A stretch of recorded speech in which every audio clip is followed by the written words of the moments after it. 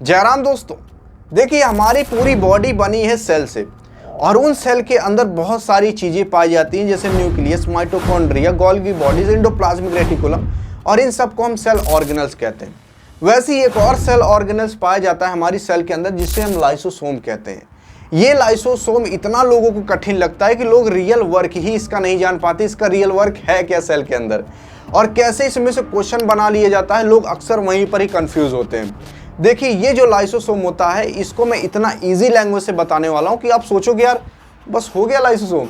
देखिए ये जो लाइसोसोम होता है ये हमारे सेल के अंदर पाया जाता है और ये इतना डिस्ट्रक्टिव होता है, अगर ये चाह ले तो आपकी पूरी बॉडी के सेल को डिस्ट्रॉय कर सकता है। और अगर पूरी बॉडी की सेल डिस्ट्रॉय हो गई तो यानी कि आपकी पूरी बॉडी डिस्ट्रॉय हो गई।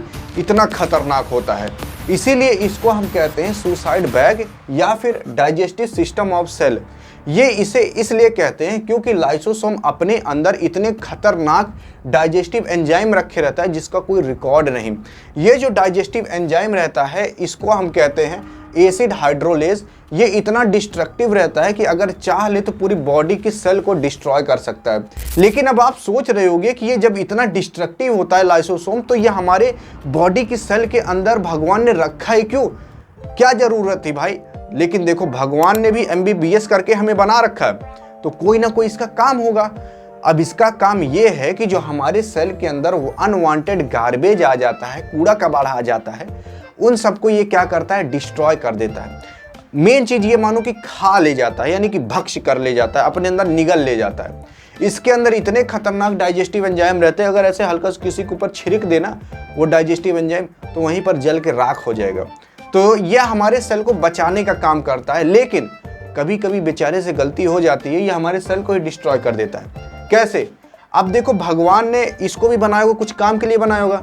तो भगवान ये सोचे कि अगर मान लो आप जैसे हम जैसे लोग अगर मान लो अपनी वाली के साथ भाग गए और उसका भैया देख लिया तो जवान जवान लाठी मारेगा, कहीं यहाँ पर काला हुआ है, कहीं यहाँ पर काला हुआ है, यहाँ पर काला हुआ है।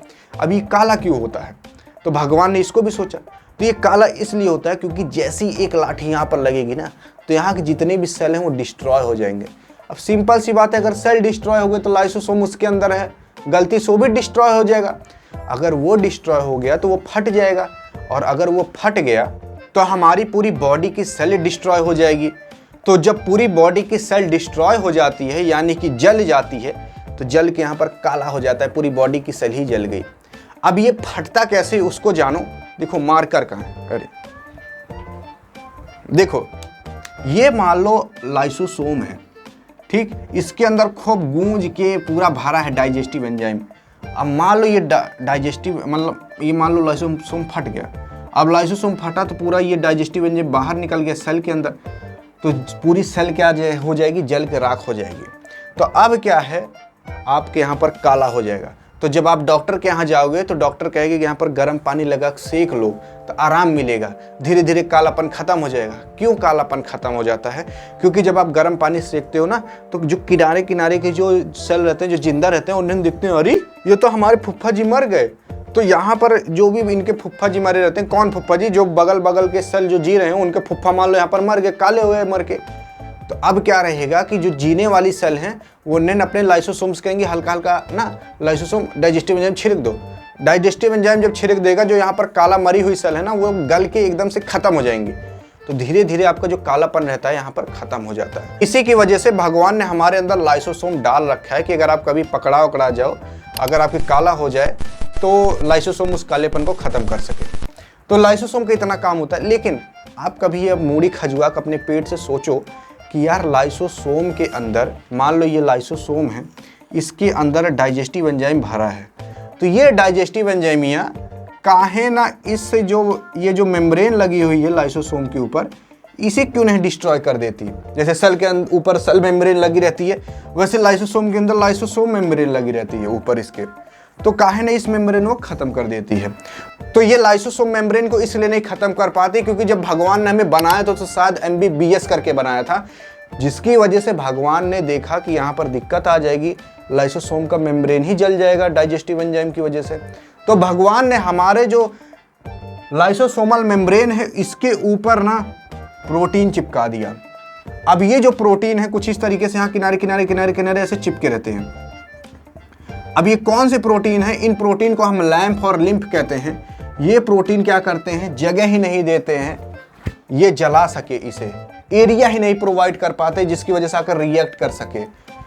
तो जब रिएक्ट नहीं कर पाएगा, जला ही नहीं पाएगा, तो ये जो लाइसोसोमल मेम्ब्रेन ये सेफ रहेगा, और अगर सेफ रहेगा तो ये अंदर ही डाइजेस्टिव एंजाइम पड़ा रहेगा, हमारे सेल के अंदर फैल ही नहीं पाएगा। लेकिन मान लो अगर ये फट गया तो यहाँ से प्रोटीन हट गया, और जब प्रोटीन हट गया तो आपका पूरा सेल भट गया, मतलब चला गया जाएगा, जल जाएगा। तो कुछ इस तरीके से हमारे पूरे लाइसोसोम का प्रोसेस होता है।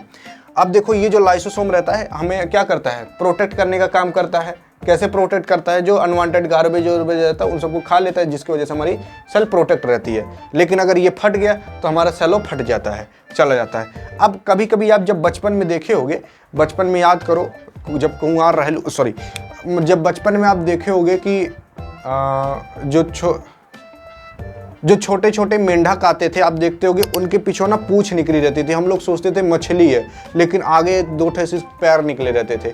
तो वो आप देखोगे जो मेंढक होता है छोटा सा ना टेडपोल, तो उसके पीछे पूंछ लगी रहती है। लेकिन जैसे जैसे वो मेंढक बड़ा हो जाता है तो उसकी पूंछ खत्म हो जाती है। तो पूंछ खत्म होती है, जो फ्रॉग की टेल होती है वो खत्म होती है लाइसोसोम की वजह से। लाइसोसोम जो रहता है उसकी जो टेल रहती है उसके सेल को धीरे धीरे खत्म करते रहता है, जिसकी वजह से जब मेंढक पूरा बड़ा हो जाता है तो उसकी जो टेल रहती है वो खत्म हो जाती है। ठीक। और अगर लाइसोसोम की साइज की बात कर लोगे, जो सेल के अंदर ये मौजूद रहता है वो 0.1 से 0.5 माइक्रोमीटर तक रहता है, यानी कि बहुत छोटा रहता है, और तब भी ये इतना खतरनाक रहता है। तो आई होप इसके बारे में समझोगे, लेकिन मैं जानता हूं कि ये आपसे खो जाएगा और आप कहीं पा नहीं पाओगे इसे। तो इसका पहले आप स्क्रीनशॉट ले लो। तो देखो यहाँ पर होती है वीडियो एंड। अगर आपको जानना है कि किस तरीके से माइटोकॉन्ड्रिया और न्यूक्लियस अन्य चीजें कैसे काम करती हैं, तो बगल में क्लिक करके देख सकते हो, क्योंकि वो भी आपके लिए इंपॉर्टेंट है। तो यहाँ पर होती है वीडियो एंड। वीडियो पसंद है तो करिए अपने मौसा के पास सेंड, ताकि वो भी कुछ जान जाए लाइसोसोम के बारे में। मिलेंगे नेक्स्ट वीडियो, तब तक के लिए जय हिंद और जय भारत।